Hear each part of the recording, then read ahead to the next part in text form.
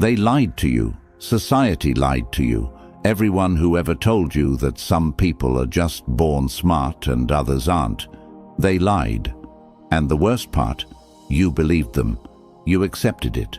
You looked at the person who got straight A's without studying and thought, I'm just not wired like that. You watched someone solve problems faster than you and decided your brain had a limit.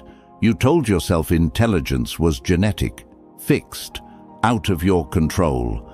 That belief just killed your potential before it ever had a chance to grow.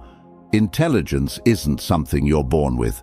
It's something you build, deliberately, ruthlessly. The same way Machiavelli understood that power isn't inherited, it's seized. The people at the top don't want you to know this, because the moment you realize your mind can be sharpened like a blade, you become dangerous. You stop being predictable. You stop following orders without question. You start seeing through the game. And that terrifies them. So they built a system around you, a system designed to keep you comfortable, distracted, and average. They taught you that intelligence is measured by test scores and degrees. They rewarded you for memorizing, not thinking. They made you believe that staying in line was the same as being smart. It's not. Real intelligence is clarity. It's the ability to see what others miss, to read people before they speak, to move through the world with precision while everyone else stumbles in confusion. And that kind of intelligence, you can develop it, starting right now. I want you to drop this affirmation in the comments. I choose clarity. Because once you choose it, everything changes. Number 1. Reject the lie that intelligence is fixed. Let's destroy the first lie right now. You've been told your whole life that intelligence is genetic, that your IQ is set at birth, that smart people are just born that way, and the rest of us have to work with what we've got. It's garbage. This belief exists for one reason: control. If you think your intelligence is fixed, you stop trying to expand it. You accept your place. You don't ask dangerous questions. You don't challenge systems. You stay manageable. That's exactly what they want. But here's the truth. Every genius you've ever heard of built their mind deliberately. Einstein didn't pop out of the womb understanding relativity. Da Vinci didn't inherit the ability to paint the Mona Lisa. They constructed their intelligence piece by piece, through obsession, through questioning, through refusing to accept the limits other people tried to place on them. Your brain isn't a locked box with a set amount of intelligence inside. It's a system, and systems can be upgraded. Think of your mind like an operating system on a computer. Right now, you're probably running on default settings. The settings that culture installed, the settings that institutions reinforced, the settings society wants you to keep because they make you easy to predict and control. But you can rewrite the code. When you believe intelligence is fixed, you become mentally passive. You consume information but you don't process it. You memorize but you don't understand. You follow but you don't lead. Passive minds are weak minds. Active minds, minds that question, that tear ideas apart and rebuild them, that refuse to accept anything at face value. Those are the minds that reshape reality. Machiavelli understood this. He knew that power doesn't respect inheritance. It respects capability. The prince who thinks his bloodline will protect him loses his throne to the strategist who built his mind into a weapon. Your intelligence works the same way. The moment you accept that your current level of intelligence is just a starting point, not a destination, everything shifts. You stop making excuses. You stop comparing yourself to others. You stop waiting for some magical breakthrough that will suddenly make you smart. Instead, you get to work. You start consuming information differently, not passively absorbing whatever gets fed to you, but actively hunting for knowledge that expands your thinking. You start questioning your own conclusions. You start testing your beliefs against reality instead of defending them out of ego. This is uncomfortable. Your brain will resist. It wants to stay in familiar territory. It wants to believe you've already figured things out. But comfort is the enemy of growth.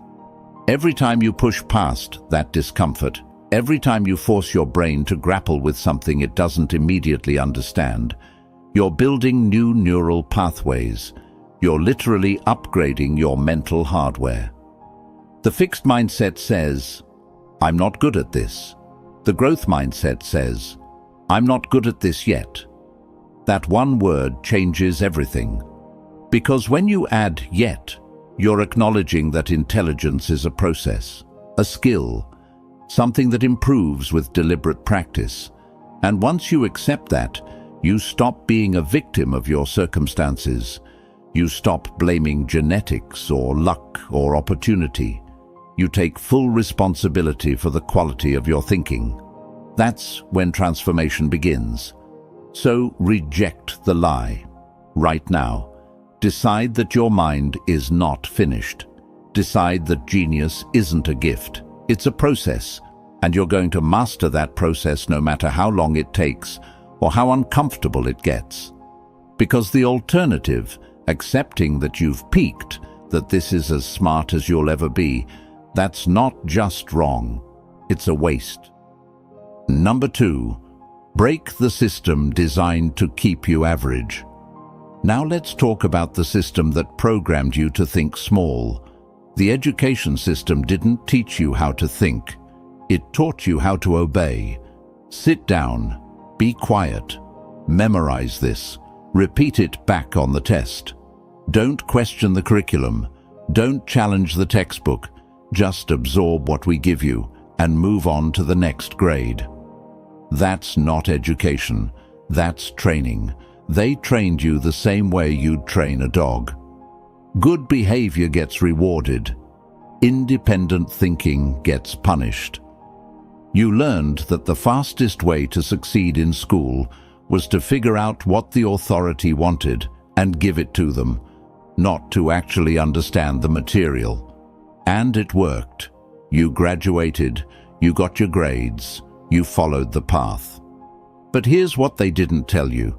The system was never designed to create thinkers. It was designed to create workers. People who show up on time, follow instructions, and don't ask too many questions. Because thinkers are dangerous. Thinkers see patterns. They notice inconsistencies. They ask why things are the way they are and whether they need to stay that way. They don't accept authority just because someone has a title. And systems hate that. Machiavelli knew this 500 years ago. He wrote about it. Power structures need predictability. They need people who follow the rules, who believe in the system, who stay in their lane. The moment you start thinking deeply, really thinking, not just repeating smart-sounding phrases you heard somewhere, you become unpredictable. You stop fitting into the boxes they built for you. That's when you become powerful. Intelligence isn't about having a degree or a high IQ score. Those things measure compliance, not capability. Real intelligence is the ability to see through the game, to understand why people do what they do, to recognize when you're being manipulated and choose a different move. The education system gave you information, but it didn't give you understanding. It didn't teach you how to think strategically. It didn't show you how to read people, how to spot lies, how to protect yourself from being used. That's the intelligence that matters, and you're not going to get it by following the same path everyone else follows. You get it by stepping off the path completely and building your own. Look around you. Most people are living on autopilot. They wake up, go to work, consume entertainment, go to sleep, repeat. They're not making conscious choices. They're following scripts they inherited. Go to school, get a job, buy a house, get married, have kids. retire, die. Is that the only way? Or is it just the path of least resistance? The system wants you to believe it's the only way, because if you question the path, you might question everything else. You might realize that most of what you were taught was designed to keep you compliant, not to make you free. That realization is the beginning of real intelligence. Breaking free from the system doesn't mean dropping out of society. It means thinking for yourself within it. It means questioning the assumptions everyone else accepts. It means building your own definition of success instead of chasing someone else's. Because here's the truth, the system rewards mediocrity. It rewards people who fit in, who don't make waves, who color inside the lines. But mediocrity is a death sentence for your potential. If you want to develop real intelligence, the kind that gives you power and clarity, you have to be willing to break away from the herd. You have to be willing to think thoughts that make you unpopular. You have to be willing to pursue understanding even when it's inconvenient. That's what separates average minds from exceptional ones. Average minds follow. Exceptional minds lead themselves. So break the system. Not violently, but intellectually. Stop letting it define what intelligence means. Stop letting it measure your worth. Stop letting it dictate your path. Build your own operating system, one that serves your growth, not their control.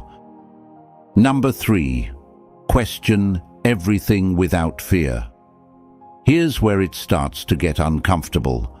If you want to build genius-level intelligence, you have to question everything. And I mean everything. Your beliefs, your assumptions, the things you were taught growing up, the values society says you should have, the goals you think you're supposed to chase, the ideas you've defended for years. All of it goes on trial. Most people never do this. They inherit their worldview from their environment and spend their entire lives defending it without ever examining whether it's actually true. That's not intelligence. That's programming.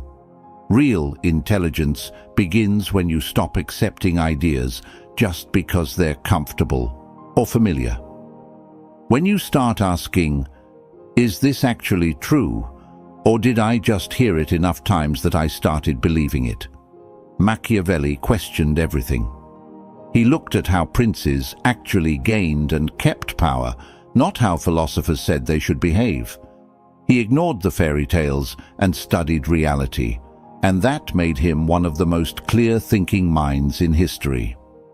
You need to do the same thing, question authority, not with disrespect, but with genuine curiosity.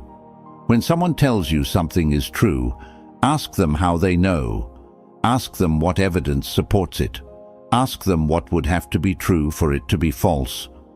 Most people can't answer those questions because they never asked them in the first place. Question the experts. Just because someone has credentials doesn't mean they're right. Experts are wrong all the time. They have biases. They have incentives. They have blind spots. Your job isn't to blindly trust them. Your job is to evaluate their reasoning. Question societal norms. Why do people chase the same goals? Why do they define success the same way? Why do they follow the same timeline? School, job, marriage, kids, retirement, death. Is that the only way to live? Or is it just the path everyone takes because it's comfortable and familiar? Here's what happens when you start questioning everything. You stop being easy to control. You stop accepting surface-level explanations. You start seeing the machinery underneath, the incentives, the power dynamics, the hidden motives. That's when you stop being average. Intelligence isn't about knowing a lot of facts. It's about having clarity. It's about seeing through noise and confusion to what's actually happening. And the only way to develop that clarity is to question relentlessly, even when it makes people uncomfortable, especially when it makes people uncomfortable. Now here's the key. Questioning doesn't mean cynicism. It doesn't mean rejecting everything just to be contrarian. It means being intellectually honest. It means being willing to change your mind when the evidence changes. It means holding your beliefs loosely enough that you can examine them without feeling threatened. Weak minds defend their beliefs at all costs. Strong minds test them constantly. Ask yourself, what do I believe that might be wrong? What assumptions am I making that I haven't verified? What would I need to see to change my position? If you can't answer those questions, you don't have beliefs. You have dogma, and dogma is the enemy of intelligence.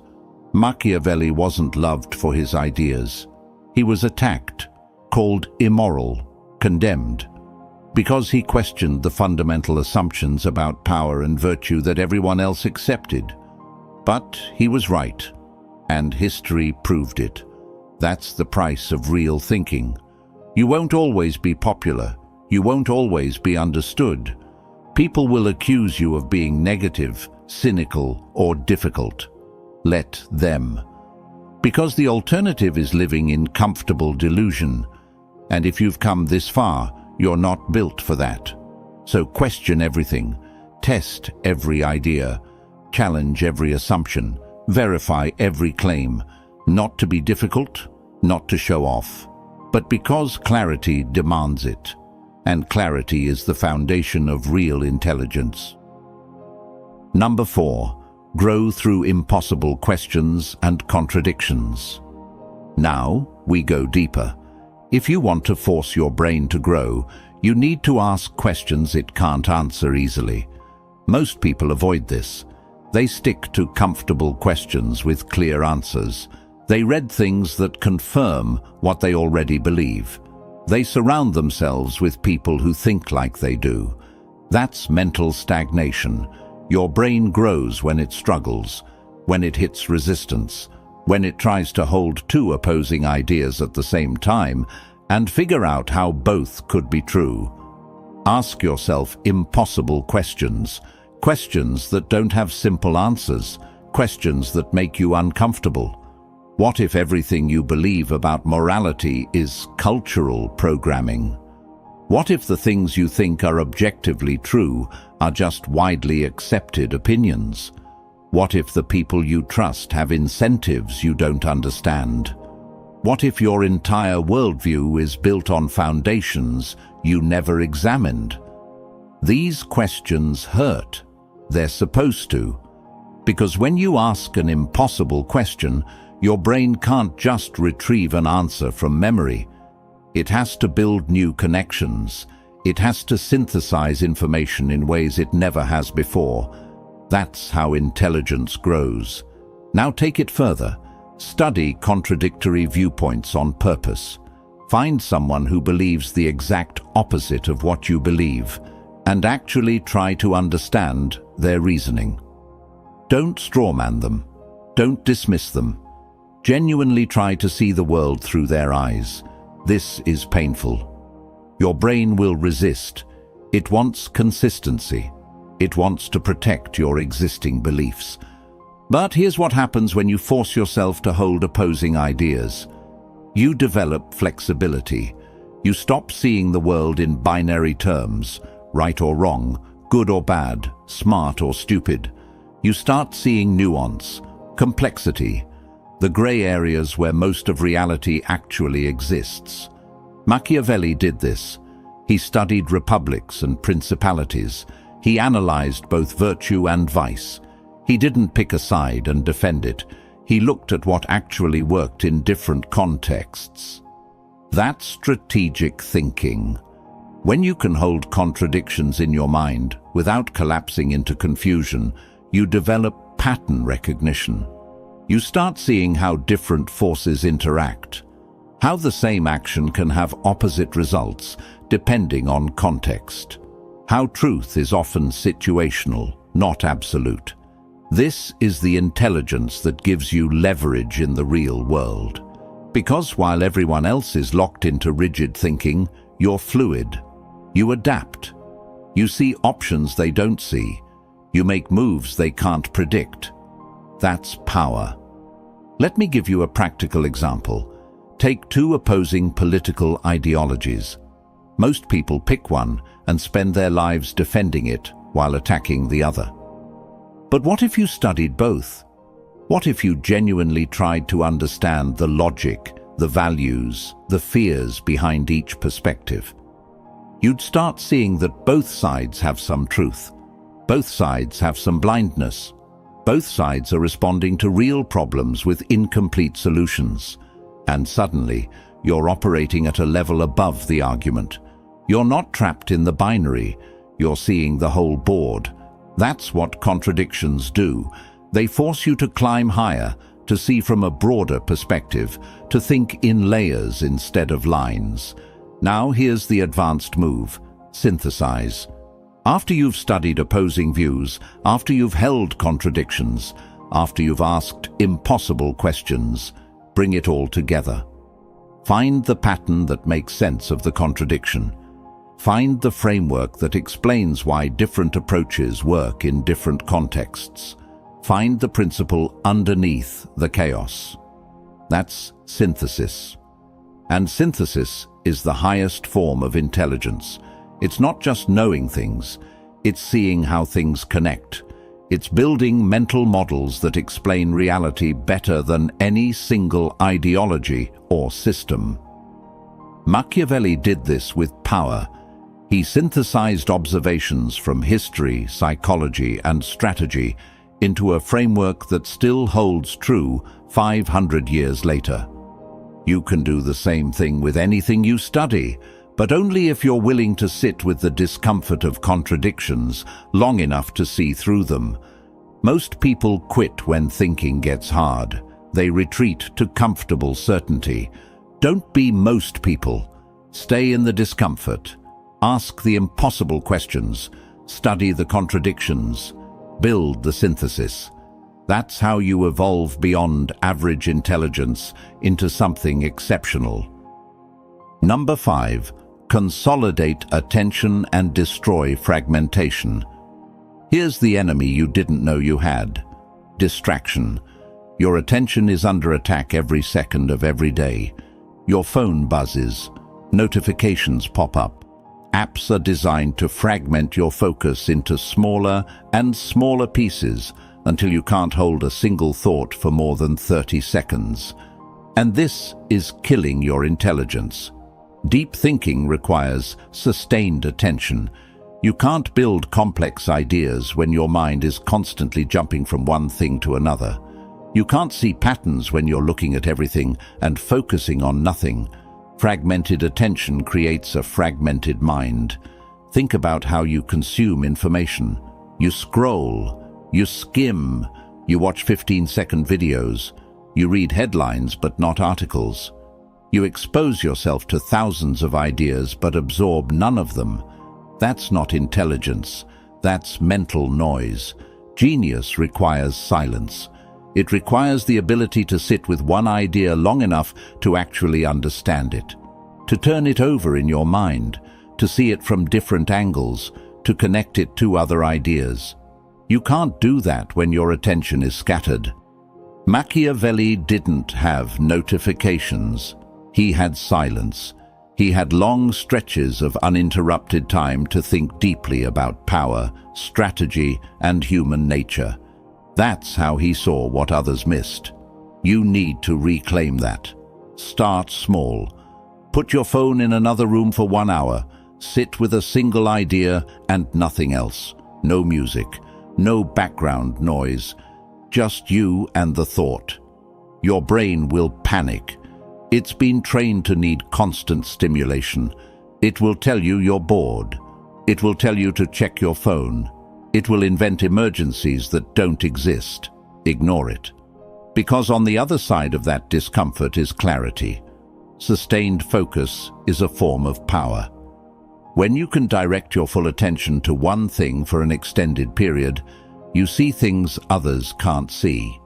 You make connections others can't make. You understand at a level that scattered minds will never reach. This is the difference between surface-level knowledge and deep intelligence. Surface knowledge is memorizing facts. Deep intelligence is seeing how those facts relate to each other, what they imply, what they predict. And you only get there through consolidated attention. Treat your focus like a resource. Protect it. Guard it. Don't give it away to every notification, every distraction, every person who wants a piece of your mental energy. Your attention is your intelligence. Waste one, waste both. Here's what most people don't realize. Every time you break your focus, it takes your brain an average of 23 minutes to return to the same level of concentration. 23 minutes. So, if you check your phone every 10 minutes, you never actually reach deep focus. You're operating at surface level all day, every day. No wonder you're not thinking clearly. You're not giving your brain the conditions it needs to think. Deep work, the kind of sustained, focused thinking that produces insights, requires blocks of uninterrupted time. 2 hours minimum, ideally more. During that time, nothing else exists. No social media, no messages, no interruptions. Just you and the problem you're working on. This is how breakthroughs happen, not in the moments between distractions, but in the depths of sustained concentration. Einstein spent hours sitting in silence, thinking through problems. Da Vinci would stare at his paintings for days, just observing. Machiavelli wrote The Prince during a period of forced isolation. Genius isn't loud, it's quiet, focused, undistracted. Now compare that to how most people operate. They're constantly stimulated, constantly reacting, constantly divided between 10 different things. They mistake motion for progress, activity for productivity. But real intelligence isn't busy, it's deliberate. So here's your challenge. Reclaim your attention. Build the capacity for sustained focus. Train your brain to sit with difficult ideas without needing constant stimulation. It won't be easy. Your brain is literally addicted to distraction. Every notification triggers a dopamine hit. Every new piece of information activates your curiosity. But those hits come at a cost. They're stealing your ability to think deeply. And without deep thinking, intelligence plateaus. Consolidate your attention, destroy fragmentation, build the capacity for sustained focus. That's not optional. That's essential. Because in a world where everyone is distracted, the person who can focus has an unfair advantage. Number 6. Weaponize knowledge through human insight. Knowledge by itself is useless. You can memorize entire libraries and still be powerless.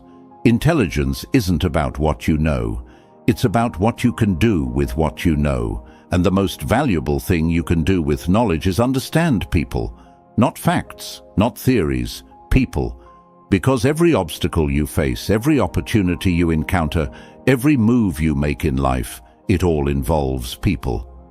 Understanding human nature is the foundation of real-world intelligence.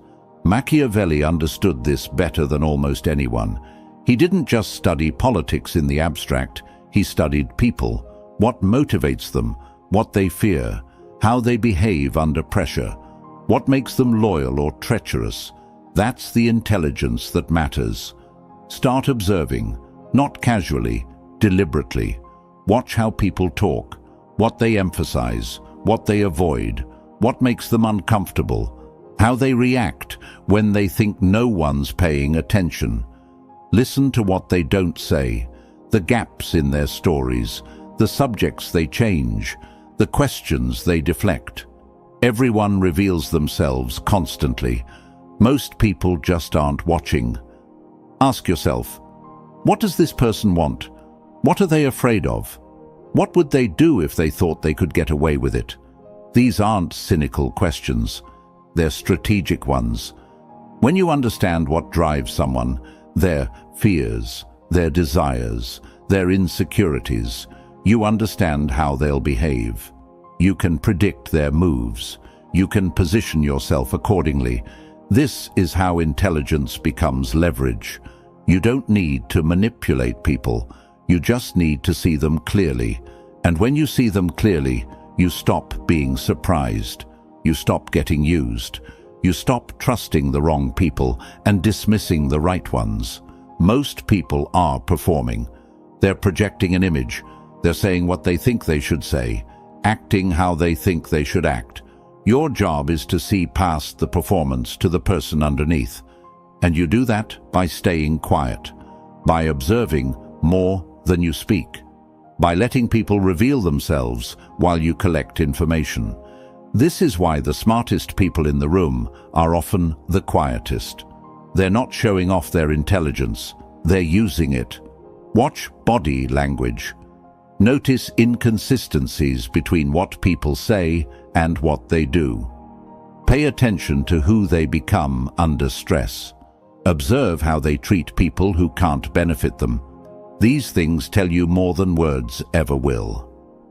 Machiavelli wrote that it's better to be feared than loved if you can't be both. Why? Because he understood human nature. He knew that love is fickle, but fear is reliable. People act in their own interest, and if you understand that interest, you understand them. This isn't cynicism, it's clarity. Most people operate from a mix of self-interest, fear, ego, and social conditioning. Once you see that pattern, behavior becomes predictable. The person who smiles while stabbing you in the back, the friend who only calls when they need something, the colleague who takes credit for your work, the authority figure who demands respect but hasn't earned it. None of these people are mysteries. They're all following predictable patterns. You just have to learn to read them. Now here's where it gets deeper. Understanding people isn't just about reading their current state. It's about predicting their future behavior. What will this person do when they're threatened, when they're offered an opportunity, when they think no one's watching? If you can answer those questions, you can navigate human dynamics with precision.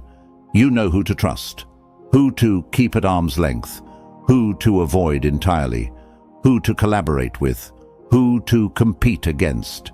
That's weaponized knowledge. Not information sitting in your head, but insight that shapes how you move through the world. And here's the beautiful part. The better you get at reading people, the less you get hurt. The less you get disappointed. The less you waste time on relationships that were never going to work. You become efficient with your social energy. You invest it where it matters and withdraw it where it doesn't. That's not cold. That's intelligent. Knowledge becomes a weapon when you apply it to human behavior, when you can read a room, when you can sense tension before it erupts, when you can identify who has real power and who's just pretending. That's the intelligence that changes your life. Number 7. Establish mental sovereignty. This is where you become untouchable.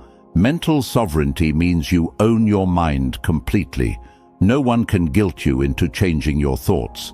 No one can fear you into silence. No one can bribe you with validation or threaten you with rejection. You think clearly because you're not thinking for an audience. Most people don't have this. Their thoughts are crowded with other voices. What will people think? What if I'm wrong? What if they get mad? What if I lose approval? Those thoughts are chains. Sovereign minds don't operate that way. They assess reality, form conclusions, and act, regardless of how it makes others feel. This doesn't mean being cruel or reckless. It means being free. Machiavelli wrote about this. He said that a prince must be willing to act against morality when necessary, not because he's evil, but because reality doesn't bend to wishes. Your mind works the same way. If you need everyone to approve of your thoughts, you don't have thoughts. You have a popularity contest. Real intelligence requires emotional independence. You need to be able to see something clearly and say it, even if it's unpopular, even if it makes people uncomfortable, even if it costs you relationships.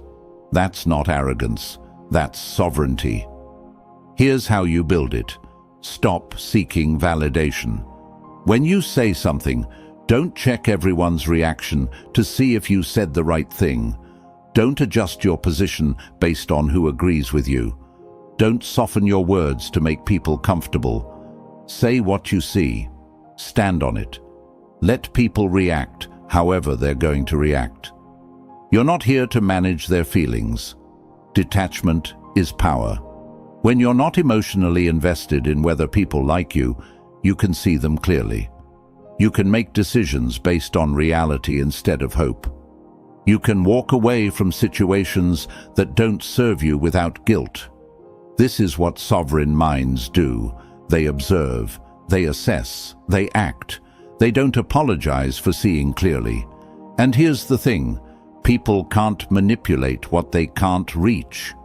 If you're not desperate for approval, no one can control you with it. If you're not afraid of being wrong, no one can silence you with shame. If you're not attached to comfort, no one can trap you with convenience. You become immune. That's real power, not control over others, control over yourself. Most people live their entire lives as passengers in their own minds. They absorb beliefs without questioning them. They react to emotions without understanding them. They follow impulses without examining them. They're not in control. They're being controlled by social pressure, by conditioning, by fear, by the need for acceptance. Mental sovereignty breaks all of that. It means you decide what you believe based on evidence, not consensus. You decide how you react based on values, not emotions. You decide what you do based on strategy, not impulse. This level of self-control is rare. Most people are reactive. They're pushed and pulled by external forces all day long. But when you establish sovereignty, you become stable, centered, unmovable. People will test you. They'll try to guilt you, pressure you, shame you into conformity. Let them try. A sovereign mind doesn't budge. It listens, it considers, and then it decides independently. This is what Machiavelli meant when he talked about virtue. Not virtue in the moral sense, but strength of character, the ability to act decisively based on clear thinking, not social pressure. When you have that, you stop being a piece in someone else's game. You start playing your own game, and that's when everything changes. Number 8. Enter the abyss of clarity. Here's what nobody warns you about. When you develop real intelligence, when you see clearly, when you understand people, when you think deeply, you enter what I call the abyss of clarity. And it's lonely. Because the more clearly you see, the more you realize how much of human behavior is performance, how much of what people say is rehearsed, how many relationships are transactional, how many beliefs are borrowed, how much of society is theater. And you can't unsee it. This is the cost of intelligence. You lose your illusions. You stop believing in fairy tales. You see people as they are, not as you wish they were. Most people can't handle this, so they choose comfortable lies over uncomfortable truths. They'd rather believe in good guys and bad guys, happy endings and justice, hard work always paying off. You don't get that luxury anymore. This is why deeply intelligent people often seem distant. It's not that they think they're better than everyone else, it's that they see things others don't see, and it creates a gap. You'll watch people make the same mistakes over and over. You'll see disasters coming from miles away. You'll understand dynamics that others are blind to, and you can't always explain it, because the moment you try, you sound cynical, negative, paranoid, but you're not, you're just aware. Machiavelli faced this.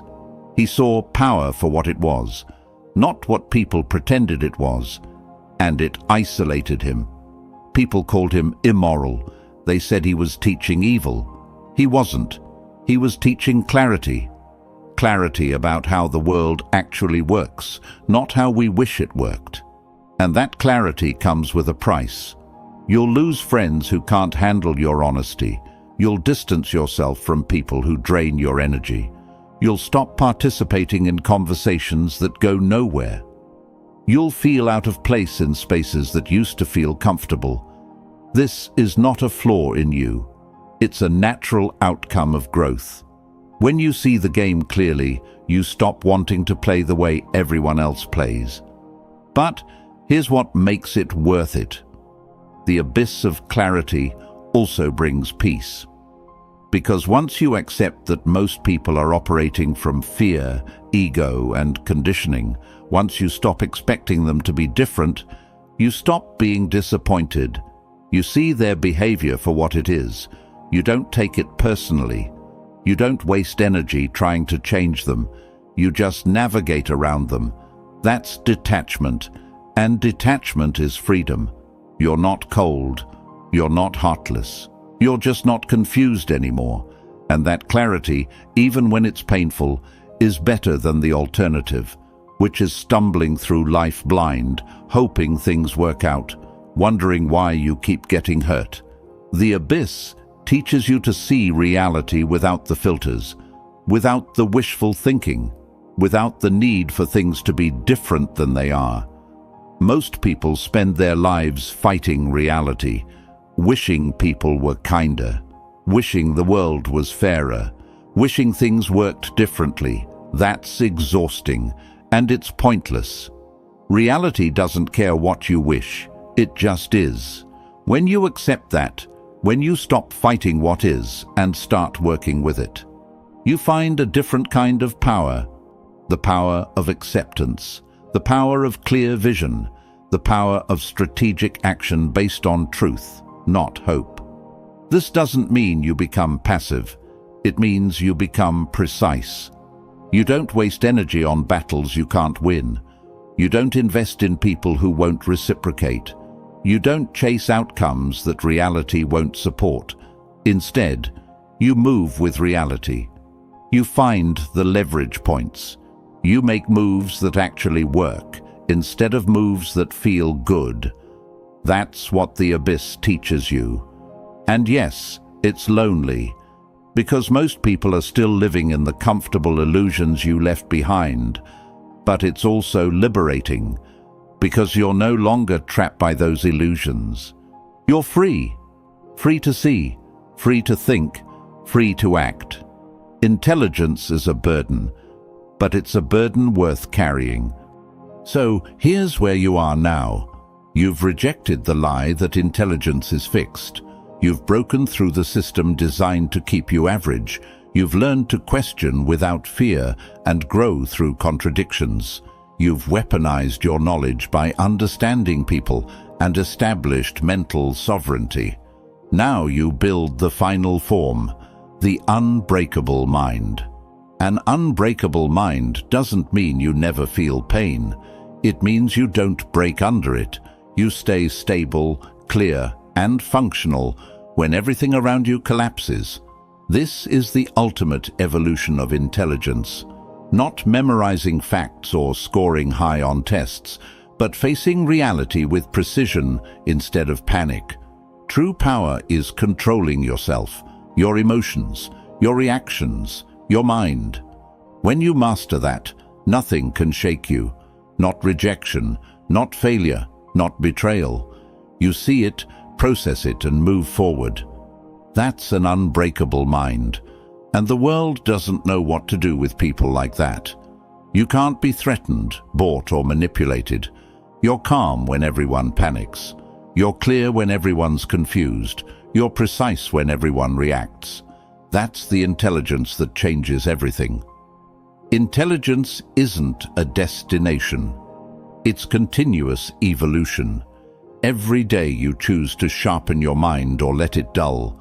The unbreakable mind chooses growth every single time, no matter how hard or lonely the path becomes. Machiavelli understood this. Power isn't about force, it's about clarity, strategy, and self-mastery. Master your mind first. Everything else follows. Master your attention, master your emotions, master your ability to see reality without filters. When you do that, you become formidable, not loud or arrogant, just clear, calm, controlled, and precise. And that's more powerful than any amount of force, because force can be resisted, manipulation can be exposed. But clarity is unstoppable. So keep building, keep questioning, keep thinking deeply, because the moment you stop, you slide back into the comfortable mediocrity they want for you. Don't let that happen. You don't need permission for this. You don't need credentials or approval. You just need commitment. That commitment separates people who talk about intelligence from people who actually build it. And if you commit, if you really do the work, you'll look back a year from now and barely recognize who you were. Your thinking will be sharper, your vision clearer. The world will feel different because you changed. So if this video shifted something in you, hit the like button right now. Share this with someone who needs to hear it. Subscribe to this channel. We're just getting started. This is your path now. The path of clarity, the path of sovereignty, the path of real intelligence that sees through games, understands people, thinks strategically, and stays calm under pressure. The intelligence that makes you dangerous to manipulation and systems of control. Welcome to clarity. Welcome to sovereignty. Welcome to real intelligence. Now go become untouchable.